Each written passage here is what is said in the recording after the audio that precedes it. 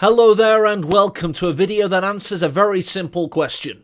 Is it time to play Company of Heroes 3 yet? My answer I'm going to give to you straight off, so you don't have to watch the full 15-minute video. It's a two-part answer. The first part is, are you okay with playing a game that kind of feels ready to be released by modern gaming standards? What I'm saying is when Company of Heroes 3 was released back in February, it wasn't ready. It wasn't ready by modern gaming standards. It was kind of like a Cyberpunk 2077 style.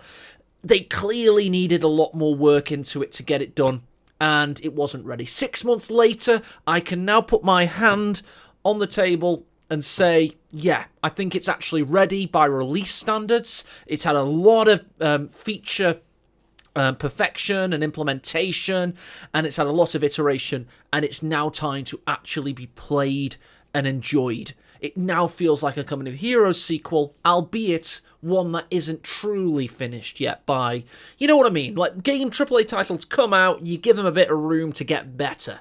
This has been like a Battlefield 2042 or whatever that one was, and also the whole Cyberpunk kind of thing. Many games get released with loads of room for growth, and it's a big furore, and developers end up apologising. It's been that kind of bag for CoH3 3. 6 months later on, I think the gap has narrowed, and I think it's acceptable for a release title, if that makes any sense. So if you, in your mind, what you envisage CoH3 3 to be at release, I actually think it's there now, 6 months later. Is it the finished article? And this is the second part of my response to you guys. Is it the finished article? No. And it doesn't feel as good as Company of Heroes 2 feels, because Company of Heroes 2 had a lot of development. So, yeah, Company of Heroes 3, new code base, new graphics, new factions, all this good stuff, 2 campaigns, more content at release than ever by a Company of Heroes game standards, meant it was just not finished yet, and it didn't feel at all ready to play. But because of that, even 6 months later on, it's still got a bit of room to grow into. It's not even got replay or observer mode yet, as a big example.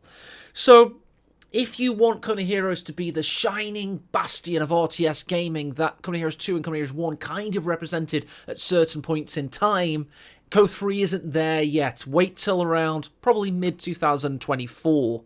However, I do believe it now would pass as a decent RTS at release. It now probably has crept up to a 7 or an 8 out of 10 from a 5 or a 6. So it depends on how patient you want to be. If you're impatient and you're a CoH fan, a lapsed CoH fan, probably get on the bandwagon, play some games, 2 new team game maps, the planes are fixed, you can zoom out more now, the sound is fixed, a lot of good stuff. And to be honest, instead of saying all that stuff now, let me just go into my spreadsheet. This is my original, when I was really frustrated with the game, this was my original list as to what I wanted to see to kind of make it feel released, if that makes any sense. So, yeah, I had a lot of room to grow into, and the first thing was functioning main menu UI, invite to no placeholder icons. I'm still not happy with how it looks, but I'm going to give it an 8. I think there's still some placeholder icons there or thereabouts, or stuff taken from CoH2 2, but they pretty much fixed everything. Replay and observer mode, they still haven't released it. It's a big shame. Functioning ping system, team colours and unit owner names. Yep, they've done all of that. In fact, they've added to that. Now artillery flares have 3 different colours, which is pretty cool. And they've also brought some of this functionality into the TAC map, which is pretty cool, and the mini-map as well. So yeah, nice. Map vetoes and more than 2 4v4 maps. They've done half of that. There's a new 4v4 map today, and it's a really good one. But there's still only 3, so I'm going to give it 4 out of 10 because map veto's still on, I think, for some whatever reason. Crushing infantry with tanks is a 0. I know not a lot of people like that. I love it, and I know some people do love it, but I know Relic probably wanted it. They mentioned it live on stream, so I'm saying that that is a kind of, it's one of the omens of a full CoH3 3 release. And we've got ladder not in-game. They have added tracking, and they've kind of put a link to the web ladders, so I'll kind of give it a 2 out of 10. Not great. Pathing, I actually think the pathing is probably as good as CoH2 2, if not better now. That's having played games tonight, watched Elpern play a bunch on his stream. The pathing looks really, really good. And I'm going to have to tailor it down because you know what I'm like. I get too optimistic. I love this game series. I want to go crazy with my optimism. I have to leave a 2 just in case I'm wrong or maybe blah, blah, blah. This was a funny one. When the planes first came out, they looked terrible. They look absolutely fine now, so I'm going to have to give it a 10. Surrender button, game screen, working stats. It's a 5. We've got working stats. We've kind of got a game screen at the end. That's meant to be end screen. End game screen, yep. So I'll give it a 6, I guess. They have got most of that, but I'm not happy with the standard they're up to right now. And sound achieving a great mix of final mix of great quality. It's a decent mix. It's passable now. There's still room for growth. The mortars, for example, could do with some oomph. But a lot of things sound really good. Really, really good. Like the bars, for example. And a lot of the other stuff, like the Nebelwerfer, etc. There's a lot of things that sound excellent. Not quite as good as CoH3's mix, I would say. Or indeed CoH1's mix. But it's gotten so much better. And it's nearly there. So, you know, if we are to give everything that's above, say, a 6 out of 10, a decent mark. Let's do that now. And this one, of course, here. So you can clearly see, although by my original metrics I was saying it's a full release, by modern release standards I would say this is ready to play. But if you're really patient, I would still hold off. And I will, as I've always said, at least give it till the end of the year or maybe mid-2024. Let's go through the notes now. So next chapter in our video, Emerald Bear's notes. Let's talk about the changes themselves. We've got multiplayer maps, 2 of them added. They're actually really good, to be fair. I'm not a big team game player myself, but I actually think these particular notes are very good. We had player profiles added. They're alright. It could be a bit better, but they're okay. I've seen them. I just, yeah, there's not that much in there right now, but it's passable. The only bad part about it is everything's a bit like large and mobile game kind of looking, but it works. It's fine. It's inoffensive, I feel. Got social interaction options now, apparently. Got challenges have been improved, blah, blah, blah. Now this is the big one. The pathfinding changes. So, this is why I'm saying it's actually possibly better than CoH3's now. I have to give it an 8 out of 10 just in case I'm wrong. But there's some stuff that Devem mainly... Devem, by the way, possibly one of the greatest Come Heroes players of all time and both Come Heroes 1, 2 and 3 because he helped make CoH3, so that kind of gives him an edge. But he's probably one of the leading design devs now. He actually is on the design team and he is implementing all this features. Feature implementation. He's implementing a lot of stuff, and it's a lot of it seems to be pretty damn good. He did the planes improvements, and now he's working on these pathing improvements. And I could talk about these in detail, but I will not give them justice. I will just say, though, you just play the game, and the tanks don't act like morons anymore. That's the best way to summarize it.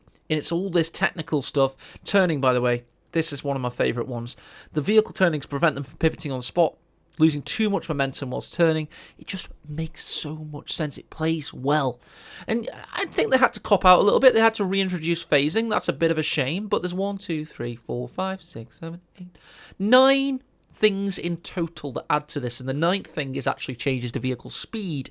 Everything's been given a more distinct profile now, and the separation and acceleration, rotation, and deceleration has all been adjusted.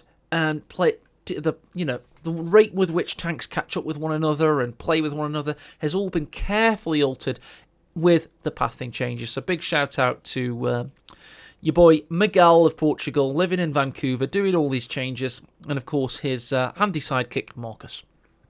But yeah, that was a bit of an internal joke there. But anyway, we've got event queues have been changed. And they're a lot better. The way the event queues are better is they no longer have that black background, so they're a lot less aggressive on the eyes. I think they're a lot better. End match results, they do actually work to an extent now. To a large extent. I did look at them in one of my games tonight, and I was quite happy with them. I can tell that there's some sort of change with the tap map, but until they make those icons smaller and less overlapping, it's not going to be truly usable, unfortunately. Off-map abilities have had major changes across the board, and one thing I want to bring to your attention is the reticles and the flares. So the whole feel of the off-maps. They're a lot more explosive and deadly, yeah, but the flares have a 3-stage feel to them, so that's pretty cool. And then we've got loads and loads and loads of changes to each and individual off-map. The team weapon changes, though, they feel so much more nimble, agile, and responsive now. Like, they actually snap around a lot better. And it's a bloody good job they did, because don't forget about all these pathfinding changes. That means that the tanks are faster and more aggressive. So the support weapons need to be able to be as responsive in return. I'll page from now on, because scrolling's annoying. I'll page from now on. But yeah, they needed to be able to respond, and respond they will. So yeah, that's the team weapon changes. We also have some ability changes. Auto reverse has been altered. We've got cover combat from 7 to 10 meters. Small arms don't ignore cover, so that makes cover a bit more useful, basically.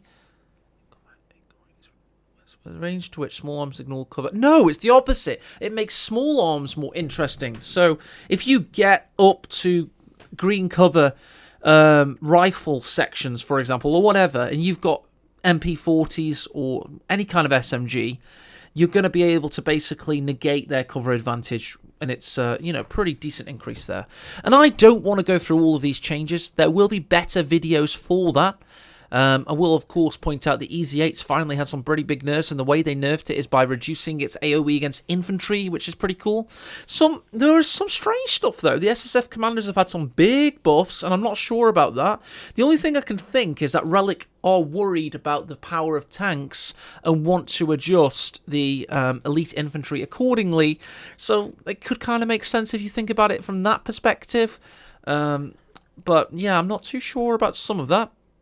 But yeah, basically, I could go through each change, and I will point out 2 YouTube channels you should watch instead for analysis of each of the changes. First, of course, is Tightrope, and secondly, you've got Alpern, who I think does a good job, because he's one of the top 4 players in the Master League ladder, so of course he's very good at playing. And so yeah, there's an overview of the patch. I feel we've started to get to a standard where it's acceptable as a release in the modern day computing environment, but I still think it's got a long way to go. So if you're a patient person, wait till at least the end of this year or maybe mid-2024. But if you're a little bit impatient and you want to play some good old co-action, I think Co3 is kind of ready for you. I've been AE. Look forward to some player breakdowns of the Master League in the next couple of weeks as I head into delivering for you the last 3 days of Master League action for this year. It's going to be the end of Season 1, and it's all happening, if I can get my calendar up, on the 5th, 12th, and 19th of August, where we'll see a fantastic clash of 8 of the best players in the world, best of 5s throughout, Commander Terminator, meaning they can't play the same battle group more than once, on some incredible maps. We're going to add more maps to the pool as well, so you'll see more and more variety, and nobody knows who's going to win. It's all out in the open. We've got 8 players, and all of them are pretty damn good at Company of Heroes 3. Thank you very much for watching. Enjoy playing on the new patch. Please leave your comments in the section below. If you think I'm too positive and too happy and I'm enjoying the game too much, please crush my spirits with your pessimism and cynicism. Thank you.